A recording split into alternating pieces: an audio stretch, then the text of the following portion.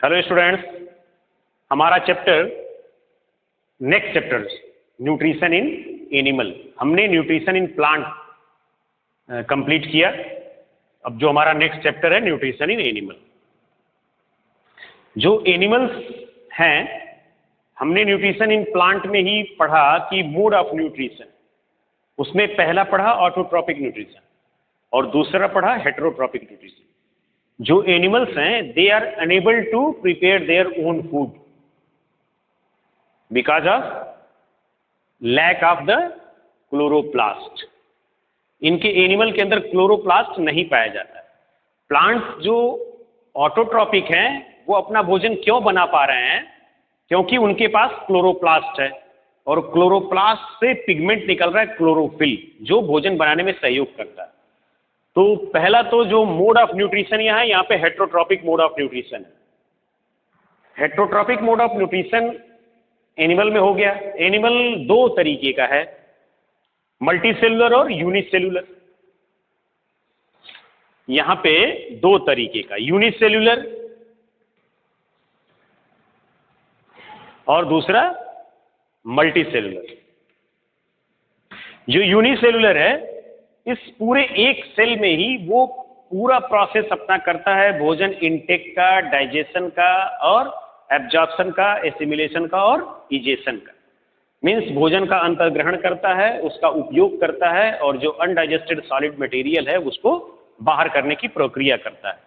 इसको हम लोग डिटेल से आगे पढ़ेंगे। इसमें मैंने पहले भी चर्चा की है और आपको जानना है, अमीबा, पैरामीशियम, ये सब यूनिसेलुलर ऑर्गेनिज्म है जिनके पास वेल डेवलप्ड सिस्टम नहीं है, but they are also able to intake their food, digest their food, absorb, assimilate and eject.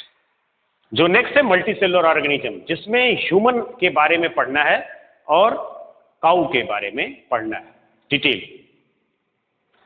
जो हम लोग, जैसे ह्यूमन को आप ले लीजिए, तो ह्यूमन हम क्या करते हैं, हम अपना जो फूड है that is solid material maximum हम लोग लेते हैं और इसको हम इनटेक करते हैं एज होल। आपने रोटी लिया, आपने मुंह में डाला और यहां मुंह में हमारे सिस्टम है जो उसको चर्न कर रहा है, क्रश कर रहा है, पार्ट पार्ट में बदल रहा है और फिर हम उसको गट कर रहे हैं, निगल रहे हैं। यहां हमने लिखा when food is taken in the form of solid particles as a whole, the method of food intake is known as holozoic। ठीक है, होलोजोइक। और हम लोगों के पास सिस्टम है, हम पूरा वेल डेवलप्ड हमारा डाइजेस्टिव सिस्टम है और इस होलोजोइक न्यूट्रिशन में कुछ चरण है। हम जो भोजन सॉलिड ले रहे हैं, हमने कहा ना कि हम चर्न करते हैं, क्रश करते हैं, च्यू करते हैं, तब निगलते हैं। तो इस पूरे प्रोसेस में आपके पास देखिए 5 प्रोसेस हैं। इन प्रोसेस के बारे में हमको डिटेल में जानना है। जो पहला प्रोसेस है इसे हम कहते हैं इंजेक्शन। इंजेक्शन क्या है? Intake of food. हमने भोजन तैयार किया अपना और हम उसको ले रहे हैं, अंतर्ग्रहण कर रहे हैं, यह प्रोसेस कहलाता है इंजेक्शन। और इस इंजेक्शन को हम लोग जब डिटेल में पढ़ेंगे तो हम देखेंगे कि इसमें माउथ का, इसमें हमारे टीथ का, इसमें हमारे टंग का क्या रोल है। मुंह के अंदर सैलिवरी ग्लैंड्स हैं, जो हमारा वेल डेवलप्ड डाइजेस्टिव सिस्टम है, इसका क्या रोल है, इसके डिटेल को हम लोग जब पढ़ेंगे तो पढ़ेंगे। नेक्स्ट है डाइजेशन। जब हमने इसका इनटेक कर लिया तो डाइजेशन हमारा मुंह से ही शुरू हो जाता है और 2 तरीके का डाइजेशन हमारे अंदर होता है, एक फिजिकल डाइजेशन और एक केमिकल डाइजेशन। हम जैसे ही मुंह में इसको इनटेक किए, हमने बताया कि हमारे मुंह के अंदर दांत हैं और जीभ है। दांत क्या करते हैं? चबाने का काम करते हैं। और हमारे पास मुंह में 4 तरीके के दांत होते हैं।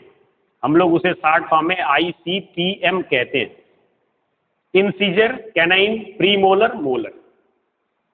इंसीजर, कैनाइन, प्रीमोलर, मोलर, ये दांत। एक का काम काटना, चीरना, फाड़ना और दूसरे का काम चीरना, तीसरे का चबाना और लास्ट का जो मोलर है उसको एकदम पूरी तरह से पेस्ट बना देने का काम है।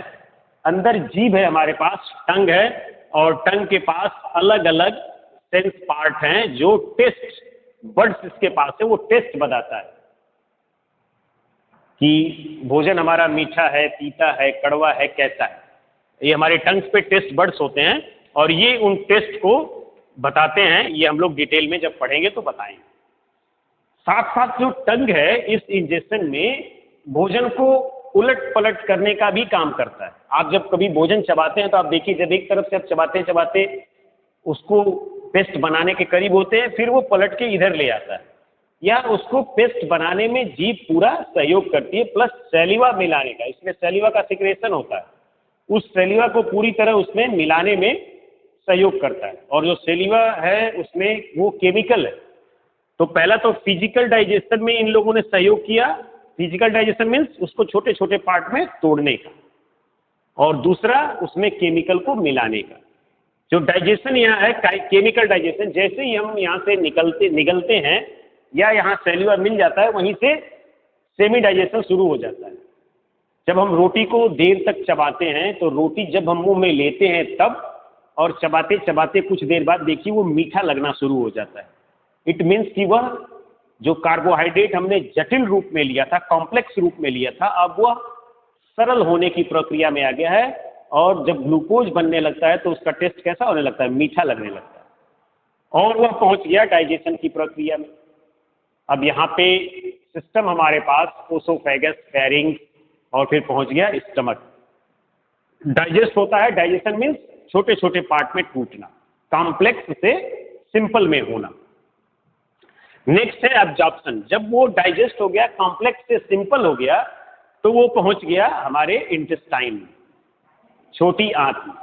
और छोटी आंत में क्या होता है? जो पचा हुआ रस है, जो भी हमारे डाइजेस्टिव जूस निकल रहे हैं, भोजन को पचाने में सहयोग कर रहे हैं, वह जब पच गया, मीन्स हमने जो खाया, प्रोटीन खाया, कार्बोहाइड्रेट खाया, फैट खाया, अब वह सरल फॉर्म में हो गया। तो हमारी जो आंत है, छोटी आंत, उसमें उंगली के समान संरचनाएं होती हैं, जिन्हें हम दीर्घ रोम कहते हैं, या विल्ली कहते हैं, या विल्लाई कहते हैं। वो उसको एब्जॉर्ब करने लगते हैं, उस रस का अवशोषण करने लगते हैं। आगे एसिमिलेशन, स्वांगीकरण कहते हैं इस हिंदी में। यहां पे ये ब्रेक डाउन हुआ छोटे छोटे, उसमें मीन्स कॉम्प्लेक्स से सिंपल हुआ। यहां पे एब्जॉर्ब हो गया। कौन एब्जॉर्ब कर लिया? दीर्घ रोम में, मीन्स विलीज में वो एब्जॉर्ब कर लिया गया। और विलीज के पास ही हमारे रेड ब्लड सेल्स या ब्लड सेल्स होते हैं, वो एब्जॉर्ब करके वो उनको जब ट्रांसफर करता है, दैट इज नोन एज स्वांगीकरण या एसिमिलेशन। और वो लेके रक्त अब उसको पूरी शरीर में, जो भी हमने खाया वह पूरे शरीर को अब लेके आता जाता है। यह प्रक्रिया कहलाती है एसिमिलेशन। जो नेक्स्ट प्रोसेस है, हमने इनटेक किया, हमने ब्रेक डाउन किया, हमने एब्जॉर्ब किया, हमने उसको पूरे शरीर में भेज दिया।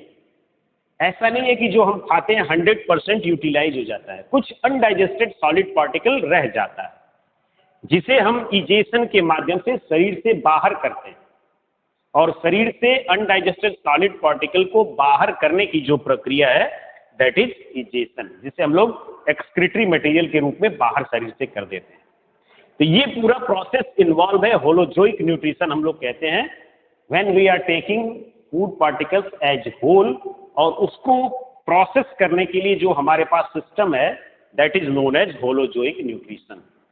और ये किस तरीके का मोड है? Heterotrophic mode of nutrition. तो आज इसमें हम लोग इतना ही रहने देते हैं, फिर आगे हम लोग एक एक करके डिस्कस करेंगे। Thank you.